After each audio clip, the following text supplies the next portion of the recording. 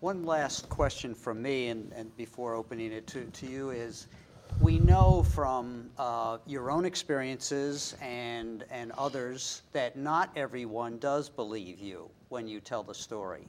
And particularly if they are people in organizations such as churches or perhaps others where you represent a threat to that organization, or and people begin to attribute other motivations such as lawyers and money and all the rest of it.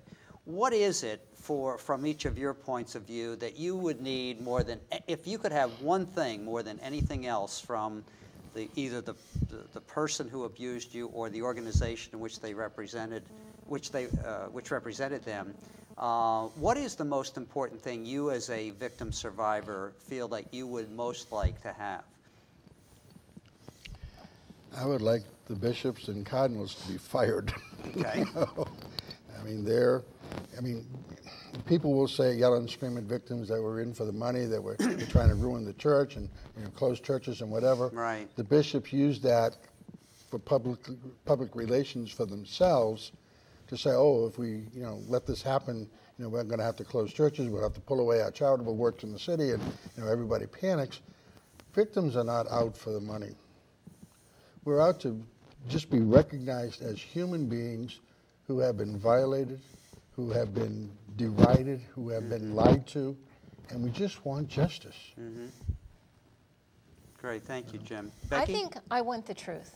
Yeah. I want to know how many other people my abuser abused. I want to know, did anyone ever tell? I want to know, what did they do?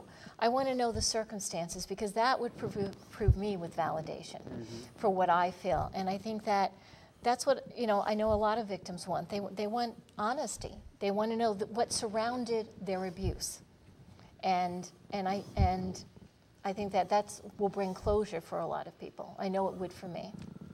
Wayne? And I think truth is the key word. I want them to tell the truth. And for me, the most important thing is that I have 6 grandchildren, and I believe in what they tell you. Listen to what they have to say. Don't shun them off from things. Listen to everything they have to say, and make sure that you're involved with what they're doing. Okay. Any last comments you would like to make before I know you have something that you want to close with, but anything that you'd like to say at this point, Wayne? No, just thank everybody for listening, and if you're out there and you need help, please come and join us. Okay.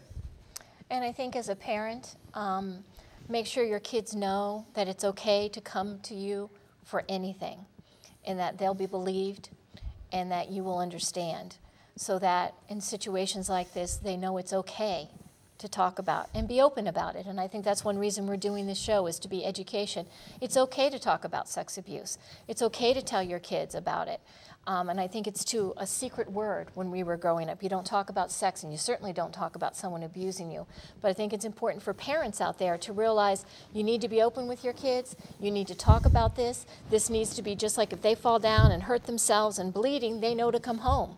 If someone touches them inappropriately, they need to know what to do. And I think that we as parents, we as a society need to educate and be more open about this issue. Thank you. Jim? And pretty much all of the above. They speak better than I do. Okay. Let me make a few closing remarks to the audience, and then I think you're each going to share part of perhaps a poem or something that you have composed that sort of closes out the sentiment that you bring to this storytelling tonight. So on behalf of all those who have been sexually abused, their families and their friends, on behalf of all who seek to acknowledge the truth of those who have been abused and offer support to them, I want to thank each of you for having the courage, the willingness, the openness, and the vulnerability to sit in this public forum and share with people that you don't know a very important life story of yours, and hopefully be beneficial to others.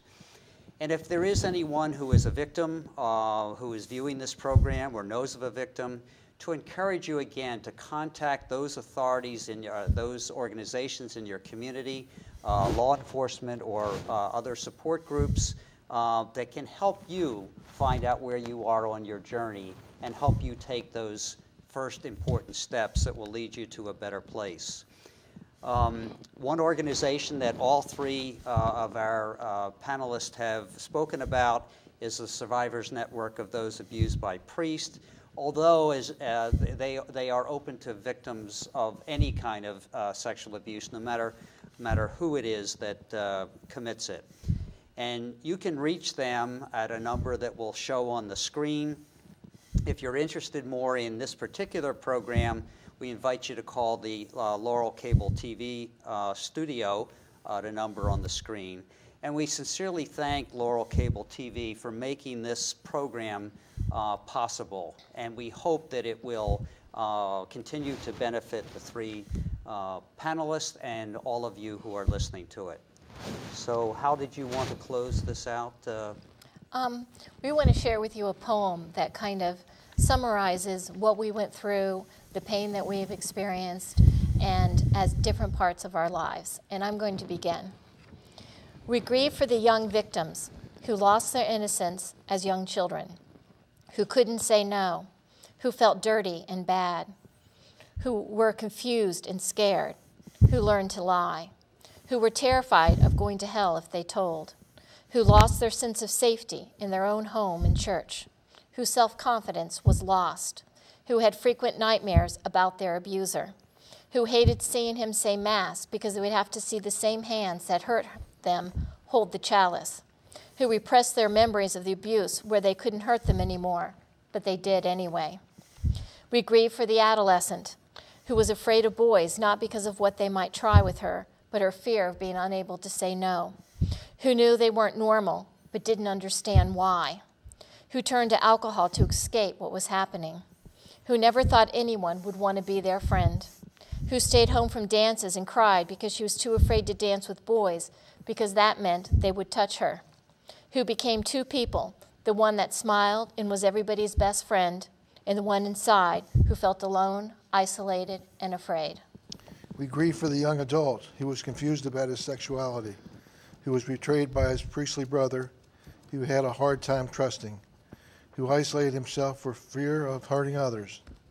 We grieve for the family members of the victim, who was afraid to trust, who was unable to believe that they were worthy of love and devotion, who was triggered by events but didn't understand why, who went through periods of depression for unknown reasons, and who struggled with alcoholism.